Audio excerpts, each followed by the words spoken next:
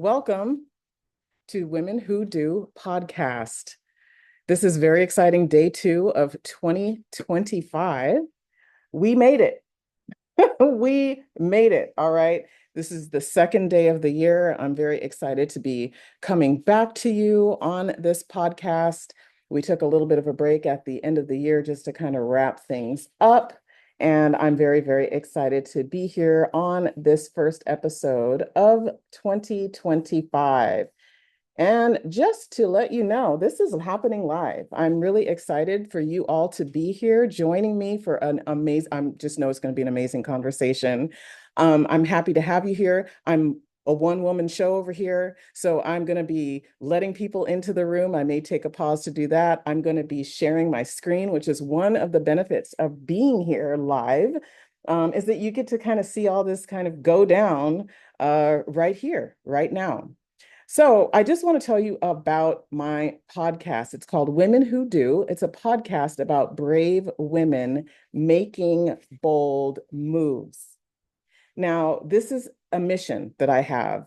I have started off as a women's strength training coach for the last 15 years, and my work has really been about helping women to become stronger from the inside out.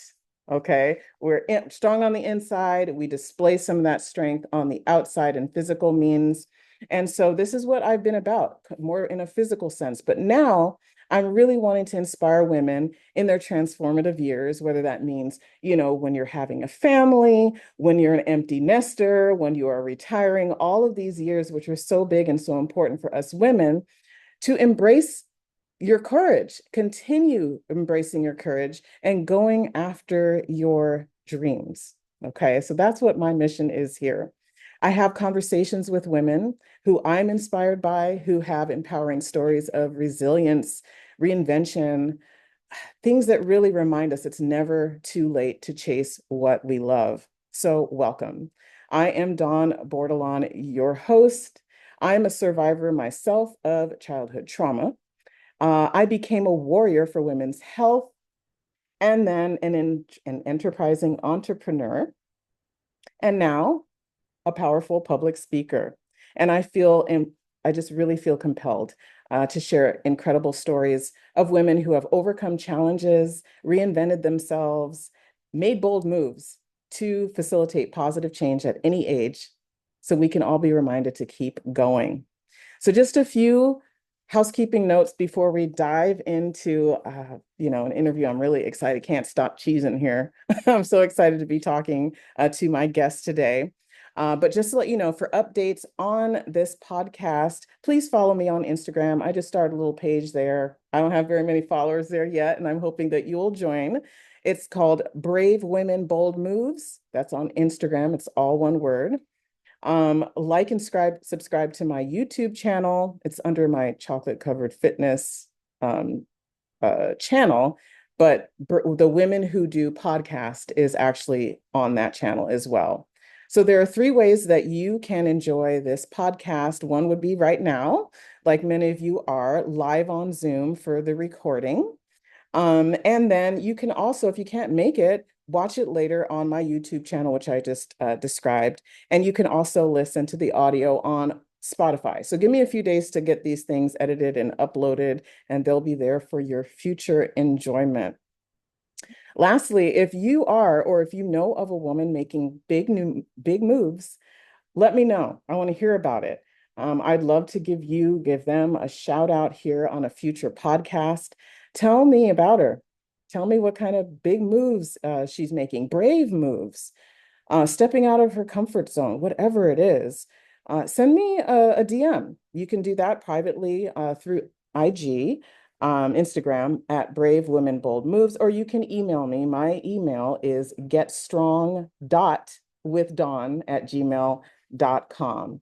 Getstrongwithdawn@gmail.com. All of the links are in the chat right now. Okay. So if you want to connect, take a look at the chat, keep those links on hand. Okay. I think this is the moment. I'm going to talk about my guest, who I first saw earlier this year in an amazing performance. And I just knew I just wanted to talk. This is my excuse to have a conversation with someone who is so inspiring. She is an actor, a poet, a playwright, a model, an entrepreneur, and a mom. Her passion for creative expression, it flows from gracing the stage in roles which include Jane in Pride and Prejudice and Lady Macbeth in Shakespeare's Macbeth, into writing, directing, and producing both stage and film. She's all over the place. She is also a founding member and president of the nonprofit San Diego Black Artist Collective. I'm sure that's not all. she's she's just making big moves and staying busy. Today we're going to be discussing her recent project, a one-woman show, Cleopatra, which has been nominated for Best New Play, Best Costumes. You're going to get a look at some of these costumes, and Best Set Design by the San Diego Critic Circle. She's also a native of Houston, Texas. She is the wife of a veteran and, as I mentioned earlier, a mother of two little ones. I want to welcome you to Joy Yvonne Jones. Now, let me go ahead and get her queued up here. Joy Yvonne Jones. Let me get you on here. And you should be able to unmute yourself now.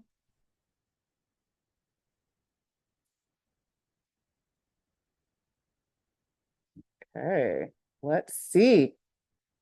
Who is that? Hi. There she is. There she is. Joy, welcome. Can you hear me okay? Can you see me okay? Yes, can you hear and see me? I can hear and see you. Awesome. Awesome. Welcome. I'm so excited to finally get to talk to you. See you again. The last time I saw you, it was you were just had stepped off stage, and I'm just so happy to have a conversation with you. Thank you for having me. I'm very excited to have this conversation. Awesome, awesome. Well, as I mentioned, I met you earlier this year at the world premiere of your one-woman show, Cleopatra. This is your adaptation of Shakespeare's play, Antony and Cleopatra. And your production is very unique in that it combines not only the original text of Shakespeare's play, but it's combined with your original poetry as Yeah, well.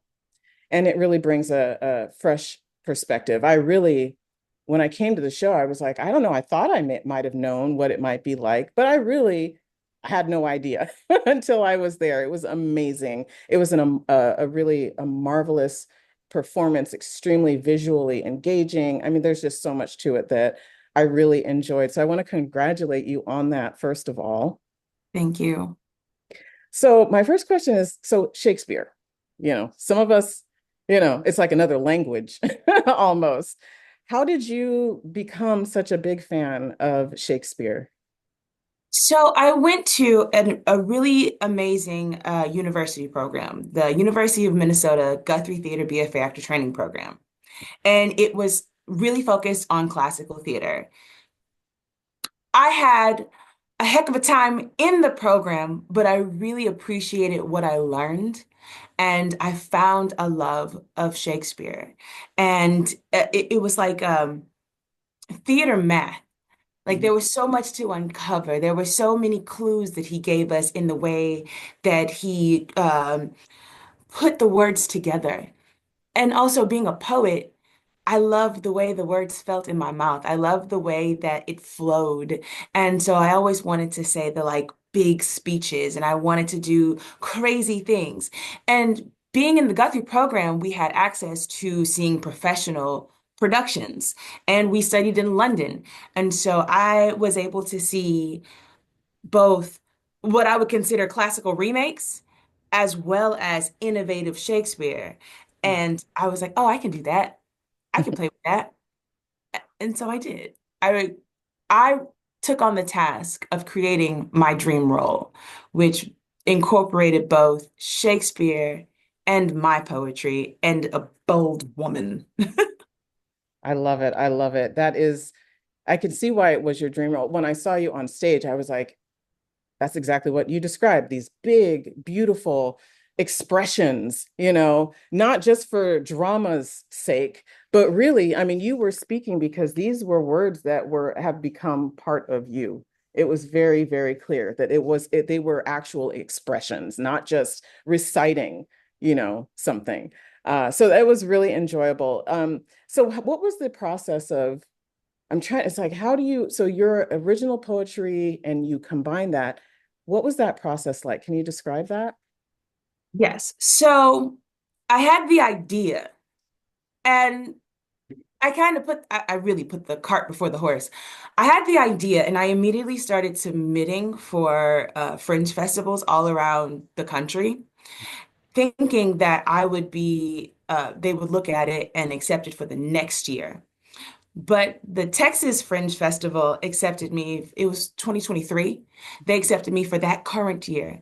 And so 2 weeks later, June 1st was the first performance of Cleopatra. And so I spent 2 weeks writing the first draft, which was all Shakespeare. I just cut out all the rest of the characters. And I think the final monologue I wrote, yes, the final monologue was written, but everything else was Shakespeare. It was just the other characters cut out and the story put together through Cleopatra's perspective. And Okay. after that first performance, I like talked to the audience. I think I maybe had 12 people in the audience, but I got their input and their feedback and what they liked and what they didn't like. And then I was able to work on the next draft. And then I again submitted for more festivals. And the next festival was in September. And so that's when the second draft was created. And I brought in my team to have even more parts of the show put together. And again, I used it as a workshop and I spoke to the audience. I specifically asked them, I said, okay, what do you hate? And I remember my first audience member being like, I feel like this is a trick. Why are you asking me what I don't like about a performance that you just did? But it was very useful for me to hear criticism of the work, so that when it came to the live performance, I really had the professional performance, the world premiere. I had a script that I was very proud of, and honestly, the incorporation of my own poetry was organic. I saw the places where Shakespeare didn't go into her deeper feelings. And I said, what would I want to say here? And from that question, I really was able to like build her voice. And Cleopatra is wild. Even in Shakespeare's I took cues from that. And she goes from one place to the next. She's very sharp. She's very witty. And so I said, okay, in these moments, I want to be sincere. And then how can I take cues from those moments and weave it into my own poetry? And I also I wrote in verse, and I was hoping to fool the Shakespeare lover who comes to see the show. And like, which moments do you think were Shakespeare? What plays do you think that came from? A few people, I think I stumped a little bit, but yeah, it was honestly just me nerding out and pouring my soul onto the page. Love it. I love it. It was amazing. And, as you were talking about Cleopatra, she's a powerful, intriguing, epic figure in history, and literature. She's described, highly educated, intelligent, fluent in multiple languages. She used her intelligence to make big, bold moves in politics, in love. She was charismatic, ambitious, larger than life. I could keep going on. And you really captured all of this in your performance. I don't know if there's a easy way to describe the performance, but I'm thankful that you sent me a clip that I could play just to kind of give people the idea of just how powerful a presence you were in depicting her in this role. So give me one moment while I cue that up. I'm going to share my screen. And this is about a 2-minute clip. And let me get it on here. Here we go. Here we go. All right. Can you see? Yes. All right. This is the original intro to the show. Once in a millennia is there such a remarkable woman, Cleopatra, Egypt, child of Ptolemy, the living Isis, the mother goddess. From the past to present is the name of this distinguished queen spoken with deference and awe. Cleopatra, ruthless in her ambition, strategic in her love. Let not love, lust, or blood stand in the way of her destiny. Your life is but a bookmark in the saga of her success. Once she has you in her grasp, mesmerized by her embrace, hypnotized by her almond eyes, she will lead you to the edge of the universe and dare you to fly. Make no mistake, you are not the only star in her universe, but she is your sun, moon, and stars, the Venus to your Mars. Thank the gods you are in the presence of Cleopatra.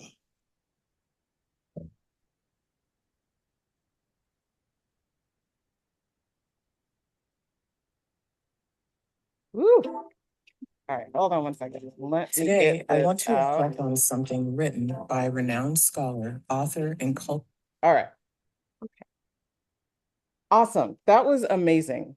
Okay. I think the hair flip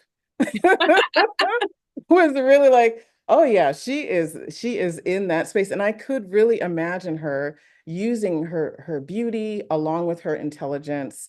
It was really hard to take our eyes off of you in this role.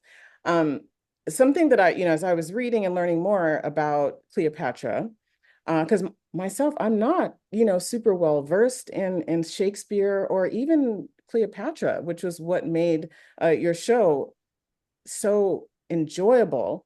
But there's a lot of speculation, right? There's a speculation about her ancestry. Some believe she was, came from Greek ancestry. Others believe because of her paternal grandmother, that made her Egyptian, which could mean she's Black, right?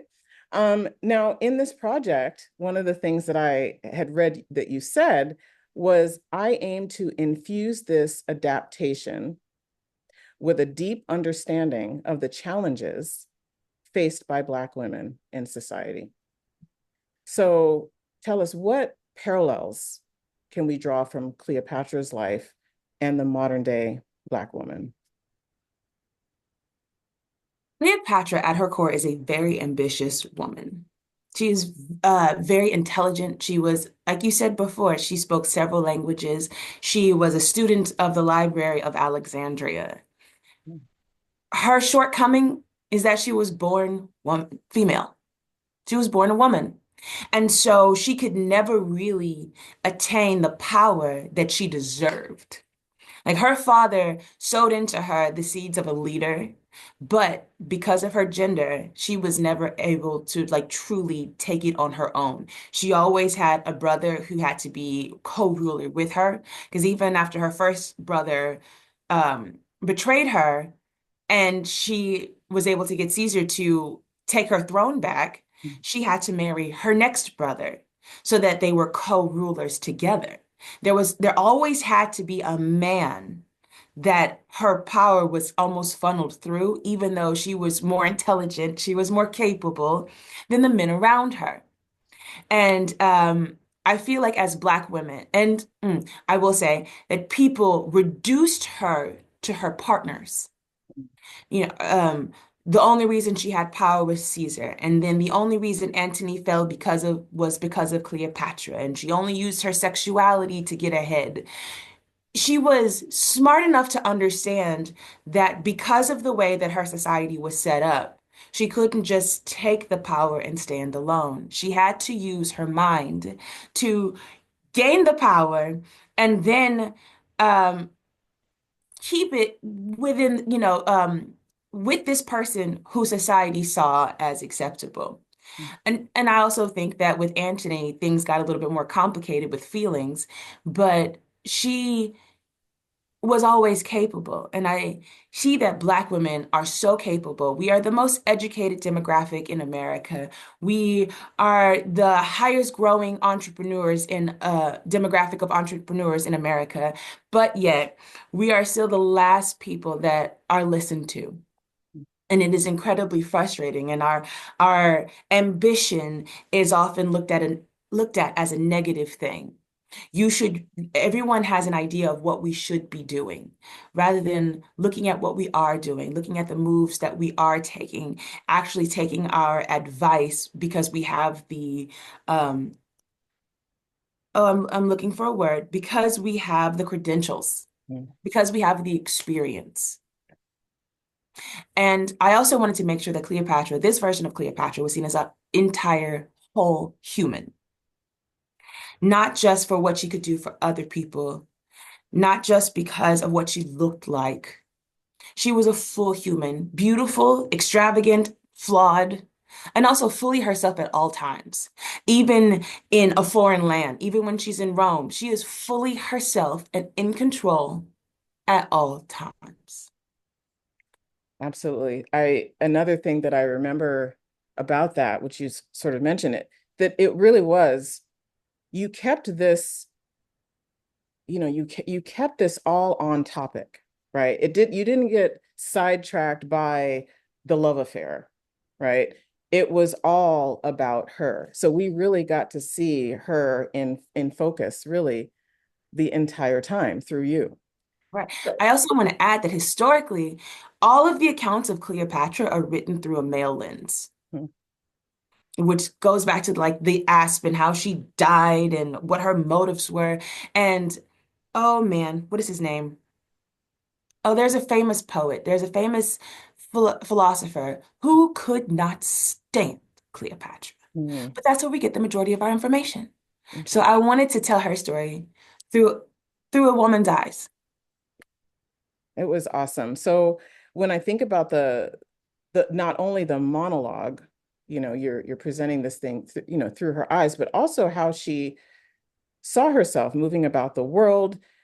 In this show, it was so visually entertaining. It was like, it wasn't just about, your stage performance, but there was film and projection art, and even a few audience members got to join in and participate. That was pretty cool. It really made it fun. It wasn't super heavy, super dark. It was, there were some moments of levity, humor in the storyline. So I really, really appreciate it. And the costumes, okay? The costumes. I want to show Yes. images. Oh, yes, yes, that's one of them. I want to show some images. So I think you sent me three of them, of this, not only your beautiful costumes, but also the stage to kind of give us an idea of what that was like. So I'm going to put these images up one by one, and then you can kind of describe what we're seeing. Okay. Yes. All right. So give me 1 second to pull that up. All right. Here is the first one. Yes. So, I made the all of the crowns in the show. I consider myself a creative artist because if I set my mind to it, I will do it. And at one point, I was making crowns, so I made all of the crowns seen in the show. And this dress is a gold and white wrap dress, but the one that I actually wear in the show, wore at the end of the show, was a almost fishnetty type dress.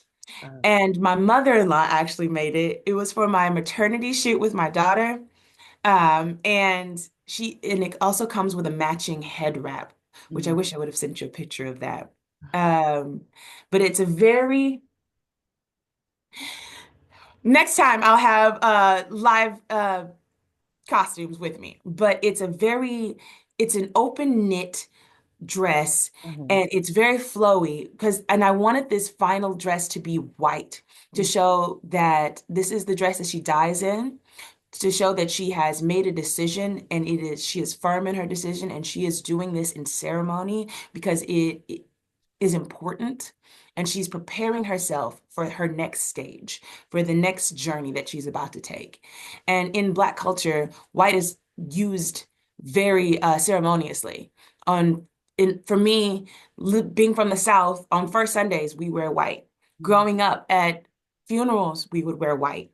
Depending on who it was, especially if it was an elder, we mm, would wear white. mm, And it shows reverence and importance to that moment. And I wanted to do that for the end of the show. This is the only time in the show that Cleopatra wears white. Okay. All right. And you made the crowns. So did Yes. you just do that? You're like, on Saturdays, I make crowns? Or I mean that how do you get into this type of art? When my so my husband was in the military for almost 10 years, and in between duty stations, it would honestly take me almost a year to figure out what I was doing in that new place. And so I would have so much creative energy, and I was like, I need to do something. And so I started making crowns. I went to not Hobby Lobby, Michael's, and got some wire wrapping tools and just started playing. This crown I actually made on the way to the first performance. Wow. And then we were staying with a mosaic artist, Cassie Edmonds, and she gave me free reign of her studio and let me pick out different things to add to the crown to make it bigger and shinier. Mhm. And that's what you see there. Wow. Amazing. I did not know that you made that. Okay, so I'm gonna have to examine that even closer after we're done here. Okay, so I want to go to the next picture I have. Let me go ahead and get back over here. Share my screen. Okay. All right, we are back. Let me make this bigger. All right. Look at Okay. this. First of all, I love how each scene it was like a different mood. It was a different feeling. We got to see she wasn't always in fight mode, or there were quiet times that she spent to herself, reflective times, and then the use of color here. I just love this lilac color. Tell us more about this stage here and your outfit. I love to hear that. So this is for my Houston workshop that I did in September. This was the second draft of the script. And so, okay, everybody, well, if you followed my social media, you know the journey of this chair, even the chair that I'm sitting in. It's the chair that Huey P. Newton sat in for his famous Black Panther photo. And I was like, this is the quintessential Black throne. I will find it. I even like asked one of my friends when we went to Austin, so like, can you put it in your car? And she said no. And I continued the hunt. And so I found one in Houston, and I also found one in San Diego. This is the chair. And then for this performance, the walls on the side of the stage were from a different show that they had just done. And I talked to the set designer and I was like, please, those walls are so beautiful. Can I use the walls for my show? And he let me. And then everything else on stage was borrowed from my mother's home. And well, my mother and my mother-in-law, my in-laws lived in Africa for 9 months, so they had some really beautiful pieces that they let me borrow as well.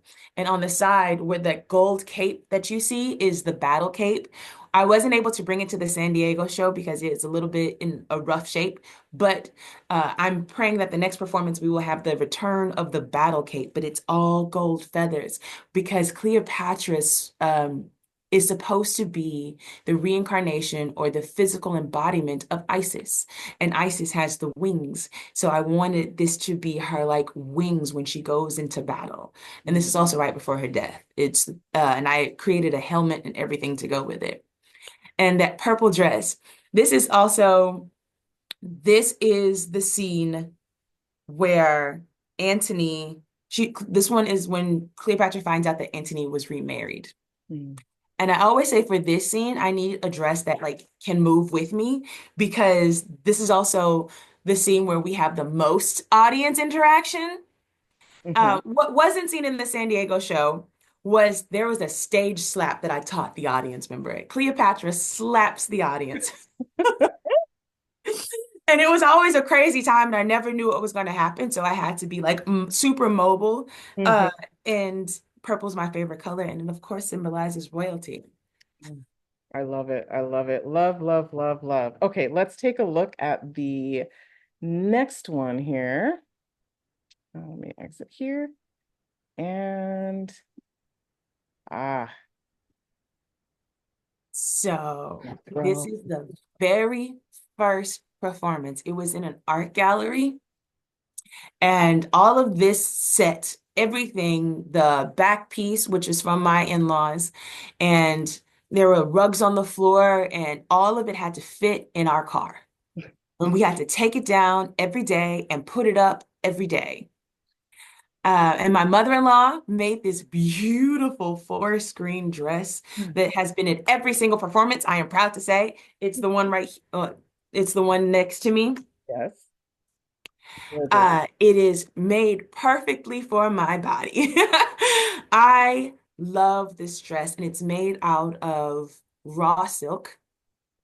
And it's just, I can go on and on and on about this dress. Every time I put it on, I feel like royalty. It's the one dress out of all of them that I'm like, it has to be in every show because it is. I didn't want the, I didn't want her to look like Elizabeth Taylor. I didn't want her to look like the Netflix documentary. I wanted this Cleopatra to be unique. And I also wanted all of the wardrobe to represent different aspects of the African diaspora. Because there is a moment in the show where I wear, traditional kente cloth. And I wanted it to be absolutely clear that this Cleopatra is a Black woman and that I am not afraid of my body. Being a mother of two, my body does not look like it did when I graduated college, and it's still beautiful. And I feel like all of the different shapes of costume tell that story and make that very clear. Yes. Yes. That is definitely another thing that I was trying to find a way to point out that,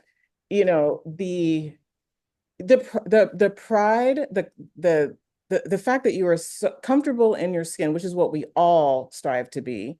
And it really takes examples of women who are not afraid to show our bodies. I'm a mother as well. I know I didn't look, quite like I did, a few years back. But that doesn't stop me from finding what clothing, silhouettes that make me feel beautiful. Right. Right. And help me to be proud of the strength in my body. And I just felt I was feeling everything you wore in this show. And I could feel it. It just came off of you. She loves herself. She loves her body, and she is not afraid to, well, first of all, who would be afraid to wear such a beautiful, beautiful clothing, And you said your mother-in-law, Yes. you're whipping up crowns. She's whipping up, gowns. The talent. I mean, how, I don't even know what to say. Is this something she does for a living, or just out of love for you and for the show you were producing? She's actually here in this call. She does it mostly for me. She makes quilts. She makes amazing, beautiful quilts. And then I come in, I'm like, hey, this dress is really, really beautiful. Can you make it with a longer skirt, shorter this, maybe some beads? I remember I brought her a dress from the 1950s, and I do not have a 1950s body. I love vintage clothing, but I do not have a vintage body. And I was like, great, I would love this to be something that I could actually wear. And she whipped up this beautiful gown for the Marine Corps birthday ball with like pearls and an open back, and it was reminiscent of something that you would see in the Philadelphia Story with Katharine Hepburn. That was my inspiration that I gave her. And she does it for me. She might do it for other people if you ask nicely. She might kill me for saying that. But yes, she mostly makes quilts. And it's Mama Maka's Sewing on, what is that thing called? Etsy. On Etsy. Mama Maka's Sewing on Etsy. Okay, I'm gonna definitely look you up. Just beautiful, beautiful work, mother-in-law of Joy. So let's go ahead, let's move on. This is just, I could talk about the visuals all day, but I'm gonna go ahead and stop the share now, and let's continue our conversation. I want to talk more about what led up to where you are now, your personal journey, You are a child of a single mom. You grew up as an only child. But you also said you weren't alone. You were surrounded by strong Black women. Mhm. So tell me about these strong Black women and how they influenced you early. Wow. So my mom is one of the most ambitious people that I have ever met in my entire life. She is a nurse's nurse. She has healing hands, and she started out as an LVN and then got her RN's license degree. And she is now a doctorate of nursing practice, and she does administration, but also she teaches as well. She has done all sides of nursing. And then there's my grandmother, who is the creative spirit in my family. She's the person where I get my physically creative skills from. She made fascinators. She's had a event planning business. She was also a nurse. She was an LVN and she did labor and delivery. She tells me all the time about all the babies she's brought into the world. But if she thinks of it, she can make it with her hands. Wow. And then there's my great grandmother, who I am also named after, and she was the poet. Mm. I grew up watching her share her poetry in church. She only had a third grade education, came from Whiteville, Louisiana, was a domestic worker, as many of our mothers were, and she made sure that all of her children had the opportunity to go to school. And when she wasn't working, she was speaking at different churches. My mom said that I used to go up and sit at her feet while she was saying her poetry. Yeah. And so they're my guiding light. Through all of this, they're always the beacon that I look to and making sure that I honor them. Sidney Poitier said, I never want to take a role that dishonors my father. And I feel the same way about my mothers. Wow, your mothers. So healing hands, Yes. right? Creative hands Hmm. and writing hands. Yes. It's a lovely combination of influences. And certainly we are seeing, all of that come out in you. So besides building a woman, you are in building mode, right? You're not done, No, not at all. right? You're also a wife and a mother. Yes. We as women, the juggle, mothers, you know, keeping a home life Mhm. stable, keeping our teams, right, stable, people who support us in our professions. How do you balance all this? Mom identity, career identity. I don't know. Is the honest answer. I have no idea. I lean heavily on my family. I have an amazing husband who is always supporting me. Um, our we wow. Okay. I say that our love is divine intervention. Mm. We both knew where we wanted to go in life, and it was honestly in opposite directions. And so we agreed. I support him, he supports me. And so wherever we go, we always try to lift up each other and try to support each other in all of our ambitions. And I'm really grateful for that because when I went back to San Diego to do Cleopatra, I had the kids with me. But once I started performing, he took them back to Houston and cared for them while I was doing the show. It was a beautiful balance that I really appreciate. My mother-in-law also helps a lot. And then having the huge community in Houston that I do, when my mother-in-law can't help, my mom steps in. And then if my mom is busy, then I have lots of cousins that'll step in. And that village is essential. And also, personally, just like a little thing that I held on for myself is I kept my name. My husband's last name is White, but I wanted to always remember that I'm Joy Jones. Mhm. And Joy Jones's dreams are valid and important. And so whenever I see my name in a playbill, I'm still caring for that little girl who believed that she could do everything. And my kids have the last name White, but I needed to remember for myself, Joy Jones. Remember, you got to love her too. and keep a hold of my own ambitions and goals. And I think that has been really helpful to me because, especially being a military spouse, it's easy to get lost in that world and just get focused on, okay, we got to go to this doctor's appointment. We got to do this. And I need to make sure you're okay and you're deployed now. Do I send all the letters? Have I sent a care package? Have I done this? And in the middle of all that, remember, you got to write.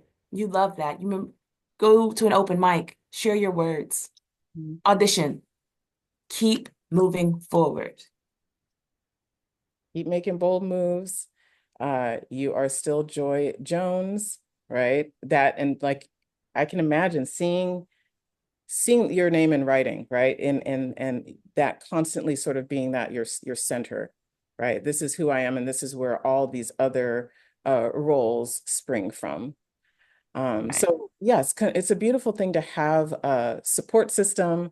I am happy that I also have one, very similar. I could not have raised my son without, being in a in the same town as my mother, and then his father's side of the family. So I know what you're saying. And kudos to your husband for being able to step up when you are doing you, Right. right? Because that's what needs to happen. Like, you're not done yet. So this will be another, this is just one, opportunity where you guys get to really support each other and all of that. So what would you say for other mothers then, who want to pursue a career on stage or in writing or in the creative arts? Carve out time for just yourself, for just your goals. It is not selfish to take care of yourself so that you have space to share with your family. Toni Morrison woke up at 5 a.m. every day to write her books or to edit her work. And I don't do that, but I make sure to carve out time and take space for me because I am still, what do they say? My children deserve a happy mother. My husband deserves a happy wife. And it taking care of myself is also taking care of the home. So carve out time to pursue your goals. And don't feel guilty about it. It's okay. That's right. That's right. Find a spot, find a place where you can pour into yourself. For some of us, that might be through exercise through the gym. Others, it might be through doing things, in their community. There are just so many ways. And for some, it really, it's an exploration to figure out what it is that actually feeds you. Mm-hmm. Not all of us are super in tune with that.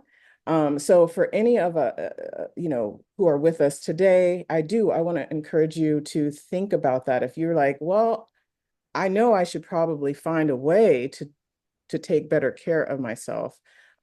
Here we are at a new year. It's a new opportunity to maybe do things just a little bit differently if you see that you need to make changes and pouring into yourself. And you can start that at any time. So I definitely agree with you on that. How are some other ways besides that, when you think about the challenges of motherhood? No doubt you've probably experienced adversity in your professional life. Can you Mm-hmm. tell us anything about that experience? I because I'm an only child, I'm very used to speaking up for myself. Um, Especially being an only child of a single mother. My mother was working to provide and again pursuing her own goals. So oftentimes I'd have to figure it out on my own. I'd have to stand up for myself. And that comes with a lot of sometimes anxiety. And as an adult, honestly, I found really the rhythm of, okay, here's chance one, here's chance two. Here are the consequences. And I have to be able to also take their response. Speaking on adversity. So college was difficult, but I knew that I wanted my degree. So I endured. And traveling with my husband was always because with a career in the performing arts, it takes time to build community and to really build a reputation and your resume. So when we traveled, sometimes every 4 months, sometimes every other year, this the time we spent in California was the longest we'd ever lived in one place. And so every time I got to a new place, I had a process. Like I get there, I research the theaters, I research the talent agencies, I get my resume together, I get my monologues for performances, and I also find open mics so that somebody was going to see me perform. Somebody's going to hear these words. I love it. And and that was the beginning of my journey. And even with Cleopatra, getting people to understand the story. So many people have strong feelings about Shakespeare, strong feelings about how it should be told. And honestly, looking at my Frankenstein play, it doesn't really make sense of how it works. But then I get on stage and I do the thing that I am meant to do, and it all comes alive and it all comes together. I mostly just need people to move out of my way and let me do the thing that I'm meant to do. And if that happens, then like honestly, everyone will be much happier if they just let me do the thing. Just go with it. Just go with it. I love it. Right. You And hit the the ground hardest part running. about yeah, the hardest part about the process is convincing them that I can do the thing.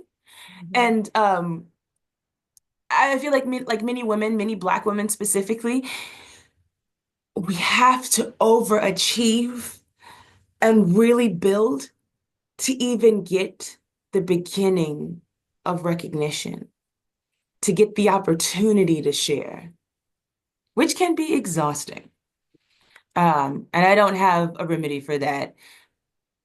My husband fusses at me because I have Princess Tiana syndrome real bad. And it's like, great. They told me no. I have to work even harder to find the next opportunity. But yeah, it's a lot of trial and error. It's a lot of, what do my cousins say? Tote water, carry bricks to build to build my dreams. Mhm. I think that's so important for women to hear that it's not always going to be easy. There will be adversity, but that I'm just going to have to work harder, right? That attitude. Um, Well, I want to say also, and everyone hates to hear this, but make your own stuff.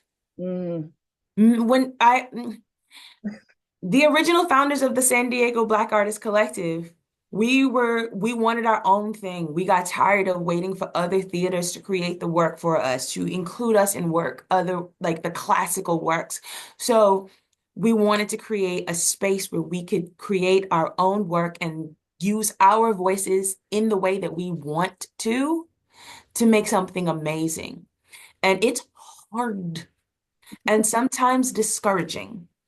But when the product is there, when a Cleopatra happens, when a Black Arts Festival happens, and you see many, many faces getting to use their voice, that is more fulfilling than anything else.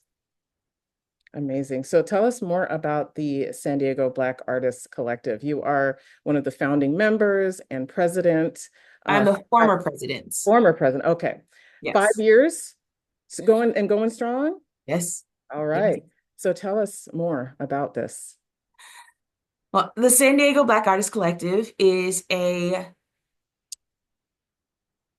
a group of artists that are dedicated to uplifting local Black voices.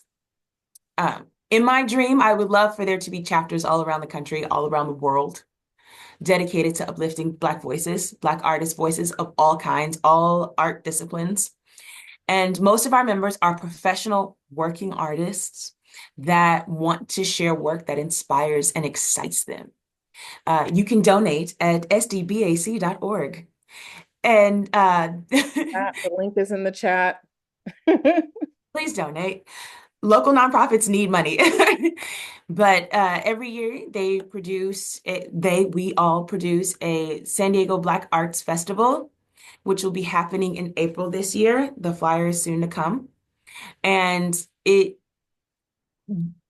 I think years before they've done audition workshops, because also information about the arts and how you actually get into professional spheres is privileged information.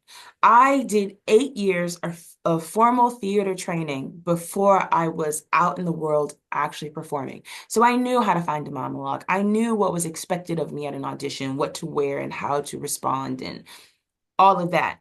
And if someone who is just wakes up one day and decides, hey, this is something I really want to pursue, it's actually harder to find that information and actually like valid and up-to-date information at that.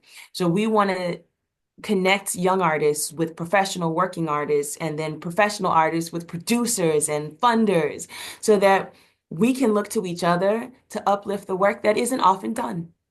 And I also want to say that's exactly how Cleopatra happened.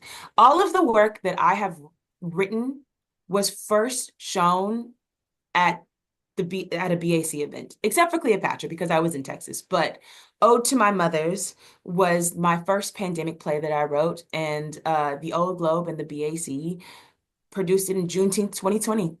And then Get on Board was I honestly just had a group of like-minded artists that when became friends that we wanted to do a protest musical. La Jolla Playhouse picked it up and we did it for Juneteenth 2021.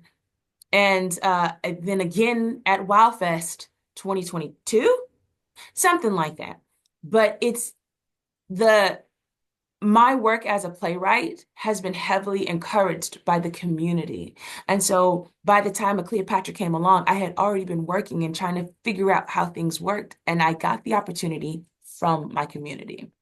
And we want to do more of that for other up and coming artists. So if you're an artist in San Diego, please contact the BAC and share your work.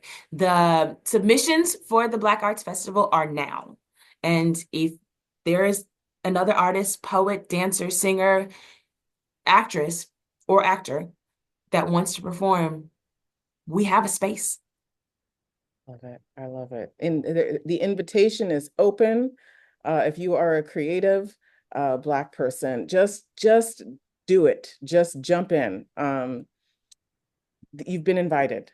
You've been invited. So all you have to do is do it. And there is a community. And I think that that is so important. You're saying you're not alone here. We're out here. We want to support. You just need to get into the right stream, right? Get into the right flow. And then all of that, you will all carry each other to where you're going to reach these goals, big, bold moves. So what's next? What are you doing now? What are you working on? What's happening? What can we look forward to? What's happening? So currently, I'm planning to do a filmed version of Cleopatra. In my mind, it's like a live studio audience where you see and hear all the audience reactions, and I'm on stage, and the video clips are seamlessly integrated. And so that's what I'm working on funding, and also getting other cities and theaters to pick up the show professionally, because I believe this is my Tony. She is good. I believe that Cleopatra will go the distance. And the next play that I'm working on, which is taking me some time, is an adaptation of Shakespeare's Macbeth. Mm. I have lots of goals and I have lots of inspiration and it needs to find a landing space. I love it. Honestly, I hope you never land. I just want you to keep going, keep going, keep rising. I certainly will be here to be on the lookout for what else I can come and support you. So how can other people, viewers, audience members, how can they connect with you, follow your work, stay in the loop? Okay, so all of my social media, Facebook, TikTok, and Instagram is at Joy Yvonne Jones. And also my website, if you go to joyyvonnejones.com, you will see upcoming shows. You will see more information about Cleopatra and some more clips of my performance of Cleopatra. And a place to donate to the filmmaking of Cleopatra. And also some of my modeling photos, if you care to look, and links to my social media as well. So yeah, joyyvonnejones.com. joyyvonnejones.com. It is linked in the chat below. Easy to just, if you know her name, you know where to find her. That's what it sounds like to me. You couldn't have made it more easy. I know some of these names people come up with. It's like, I don't know if I got the right person or not. I just want myself to be Googleable. If anyone is talking about me, just put it in a good old Google and you will find your Jones. There you go.